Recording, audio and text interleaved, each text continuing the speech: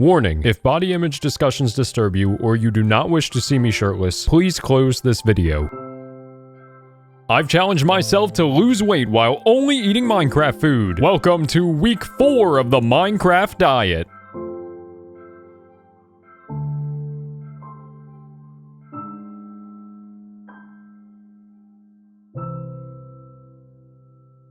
For the past 3 weeks, I've discussed food and my peculiar Minecraft-themed diet. I've focused on food because it's the cornerstone of weight loss. Also, because I'm hungry, but let's talk about something else, or I might ruin the Minecraft diet. Why don't we talk about exercise? That might take my mind off food, even for a brief moment. If you've watched my shorts covering the Minecraft diet, you may have noticed I do a combination of weightlifting and cardio in the gym. I've talked about cardio in my shorts, but I've yet to go in-depth about my weightlifting routine. But first, I want to mention that while I follow a weightlifting program for men, the ideas I'm about to discuss apply to women too. Fun fact, before starting the Minecraft diet, I considered going all out and exercising like a Minecraft character through sprinting, swimming, and even fighting. Don't ask me how I would do that last one. However, I've been exercising since I was 15, so I knew that would be a poor way to reach my goals unless I wanted to fight Herobrine. I'll talk about why later. Instead of training like Shredded Steve, I follow Michael Matthews' weightlifting program for men, Bigger, Leaner, Stronger. It's a weightlifting program comprised of time-tested exercises, including the bench press, deadlift, and squat. By the way, I am an affiliate of Michael Matthews' supplement company. However, I would still follow his weightlifting program even if I wasn't. After all, I've been using it for over 5 years. The most crucial part of Bigger, Leaner, Stronger is that it is a resistance training program. That basically means I exercise by lifting really heavy weights. Yes, I am a weightlifting gym rat who does stereotypical bodybuilder exercises. Still, there's a reason I exercise like this. When someone wants to lose weight, they presumably want to lose body fat, not muscle. However, without a proper exercise routine, they will likely lose some muscle during the weight loss process. That's where resistance training comes in. Resistance training effectively preserves muscle during weight loss. That's why I've mostly lost body fat throughout the Minecraft diet instead of muscle. Knock on wood. Resistance training helps preserve muscle, but it also has another benefit. It increases your strength. Unfortunately, there's a misconception that heavy weightlifting is best for building strength, not muscle. In reality, heavy weightlifting is one of the most efficient ways to build muscle because it creates a lot of mechanical tension in your muscles and causes more activation of muscle fibers. So without getting too technical, you'll get some nice muscles through resistance training. Now that I've explained why I do resistance training, let me give you a better picture of what it looks like. As I said, I lift weights that are relatively heavy for me. Therefore, I only do a few reps each set. A rep is the full movement of the exercise, while a set is the number of times you perform the reps before stopping. For example, I do 4 to 6 reps during each set for most exercises. This is an effective rep range for building both muscle and strength. However, such a low number of reps might surprise some of my fellow fitness folk. Many people believe you need to do a lot of reps to see significant muscle growth, but thankfully that isn't true. In fact, doing fewer reps with heavier weights is a more efficient way to gain muscle and strength. That's not to say you can't build muscle and strength by doing more reps with lighter weights. However, it takes much more time and effort than doing fewer reps with heavier weights, so I prefer the latter. It's like fighting with a standard sword versus an enchanted sword. The enchanted sword is much more efficient and will take less time to get the job done. Now, which exercises do I do? I won't give you the complete list because that would take forever, and I didn't feel like filming my entire workout routine this week. However, I focus on compound exercises, including the bench press, squat, and deadlift, to name a few. A compound exercise is a movement that uses multiple muscles, like the squat. The opposite of a compound exercise is an isolation exercise that, you guessed it, targets specific muscles, like the barbell curl. There are several reasons why I prefer compound exercises over isolation exercises. First, they simultaneously target multiple muscle groups, so it's like I'm doing several isolation exercises at once. In addition, you can lift heavier weights during compound exercises because you're using more muscles and joints. That makes it much easier to grow your muscles. That said, performing some isolation exercises to target specific muscle groups is still helpful. Still, most of my workouts consist of compound exercises because it's easier to progressively overload your muscles doing compound lifts. There's a new term, progressive overload. Besides sounding really cool, it's also the key to my training. Progressive overload is slowly increasing how much weight you lift during your training. This is is the key to muscle growth. But what does progressive overload really mean? Well, it means you're constantly trying to lift more. That includes lifting heavier weights and doing more reps than your last workout. Whenever I'm exercising, I mentally push myself to do more than my previous workout. For example, I aim to do one more rep or use a heavier weight than last time. I progress by constantly one-upping myself like this. If I don't push myself, my strength and muscles won't increase. That's why I don't recommend following a workout routine that dictates how much weight to lift and for how many reps. It might work at first, but eventually your muscles will stop growing because you're not pushing them past their new limits. Let's think about that in Minecraft terms. If you always play on easy difficulty, you'll never get better at more challenging difficulties like normal, hard, and even hardcore. Increasing the game's difficulty is scary at first. I'll never forget the first time I cranked the game up to hard. It was tough at first, but since I took that initiative, I'm a stronger survival Minecraft player because I pushed myself to increase my skills. Nevertheless, hardcore still terrifies me. Regardless, that's why I push myself to exceed my previous performance during every exercise. Whether you want to build a stronger body or improve at a game, the only way to do so is to continuously push yourself past your new limits. I even take that mentality into my cardio workouts. Instead of spending endless hours on cardio machines, I do high-intensity interval training. High-intensity interval training means I alternate between easy, slow movements on a low resistance and difficult, faster movements on a slightly higher resistance. It's like alternating between walking and sprinting every minute. Each week, I increase the amount of time I spend on the high-intensity intervals by 5 seconds to gradually increase my endurance. It's a type of progressive overload in its own sense. In addition, high-intensity interval training is like the compound exercise of cardio. You'll reap more rewards through high-intensity interval training, including burning more fat in less time. For example, I only spend 30 minutes on the recumbent bike each cardio session, and 5 minutes are dedicated to warming up and cooling down. I do that 3 times per week, and that's enough to aid my weight loss. Too much cardio and I risk exhausting myself and losing a lot of muscle. That's why I decided against training like a Minecraft player for this series. After all, you can't weightlift in Minecraft unless you count carrying an anvil in your inventory. Now that we've glimpsed into my workout routine, it's time to reap the rewards of my work. So here's where I am after week 4 of the Minecraft diet. My average weight before starting the Minecraft diet was 151 pounds. But my average weight after completing week 4 is 145 pounds. That's an entire pound down from last week, which is fantastic progress. Now let's compare my current body measurements to day 1. As I mentioned, I do this to track how much of my weight loss comes from muscle. We want my weekly measurements to stay close to my day 1 measurements. However, my waist measurement is different because we want that number to go down. On day 1, my waist measured 34 3/8 inches, but it measures 32.5 inches today. So I've taken nearly 2 inches off my waist in just 4 weeks. I was approximately 15% body fat on day 1, but I'm probably around 13% today. Unfortunately, I'm still a few body fat percentage points away from shredded Steve's abs, but mark my words, Steve, I'll catch up eventually. Next, here's what I look like from different angles after week 4 of the Minecraft diet compared to day 1.